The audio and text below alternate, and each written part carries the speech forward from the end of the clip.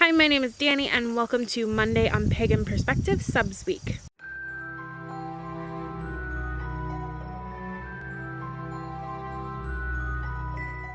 This month is the anniversary of the collab channel, so the schedule is a little different. We'll have subs all this week, we'll be off next week, and the last week we'll be back to regular hosts. This week we were asked to cover our favorite topic from the year and to give an update both spiritually and personally on how the year has gone for us. For me, my favorite topic that I personally covered was the Wands Athame week, where I did a video about my druid staff. I thought that was a really interesting addition, and it was something that I was kind of hesitant to kind of put forward as my wand to begin with, but I'm really glad I did the video. Another great week this year I thought was about ancestors. That's always a really interesting topic, and I think is a really wide range of practices and ideas, so it's intriguing to kind of visit that topic and hear what everyone has to say on it. As far as updates to my own life goes, spiritually, I am working on finishing my ovate grade through OBOD, and I have finished all of the Gwarsy and kind of study part, and now I'm on to the project part. And I have some really great ideas and a lot of work put into it already, but my personal life has made it really challenging to finish that. So I talk a little bit more in detail about what that is, what that project will be on my personal channel if you're curious. But that will happen sometime soon, preferably before the end of the year. My spiritual practice in general, I'm kind of down to the bare minimums, my daily practice and seasonal celebrations. I'm not doing loads of extra things right now because my personal life has been very busy. On personal news, in February, Brad and I got married. We did a hand fasting and lots of pagan and druid elements. So videos on my personal channel, again, if you're curious about that. We also bought our farm, which I am standing on now. We put an offer in at the end of May, and then there were multiple counter offers, and the seller wanted until August to close, and it's a really intense, crazy seller's market in our area.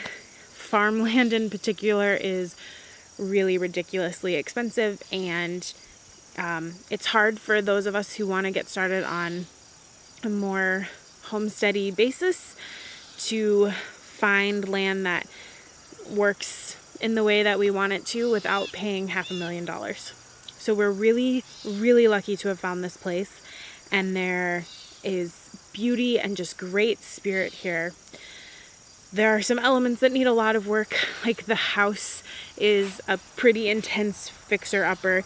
We took this first week of August off after we closed to work on projects, and nothing has gone to plan. We'll have a place to at least move our stuff into at the end of August, and we'll go from there. There is a glorious barn, which is sadly been kind of scrounged for the barnwood, and it has some foundational issues. So I don't know when or if we'll get that fixed, but we really hope to do that. And otherwise, I'm just gonna turn the camera around and let you see the place because I think it's beautiful and you might like it. So this is that barn that I talked about. This is the back side. So we're kind of facing from the east of the barn, and right behind the barn is the house. It's just a small, 1 2-bedroom and 1 bath. And then this is the pasture, which is in surprisingly great shape, and it has really excellent fencing, which is great because fencing is astronomically expensive. And then our neighbor's fields to the south. And we'll come this way where it's really sunny because I didn't film this video in a proper time. You can see down that way, you can see an old oak that has been dead for a while. We're gonna keep that one standing as kind of a grandparent tree.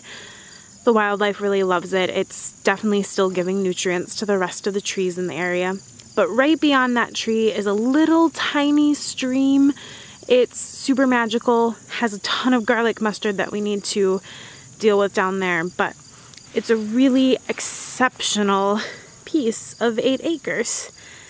So it's nice and long, rectangular shape, and we have great plans to do some permaculture and rotational grazing, and then just excellent gardening.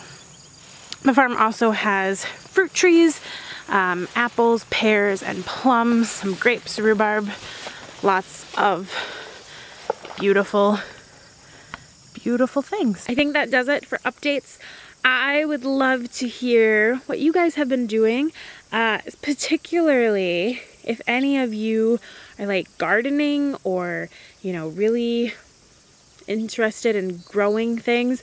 What are you like harvesting? What is coming out of that garden or those fruit trees, or, you know, whatever little plot herb box you've got? What is coming out of that right now?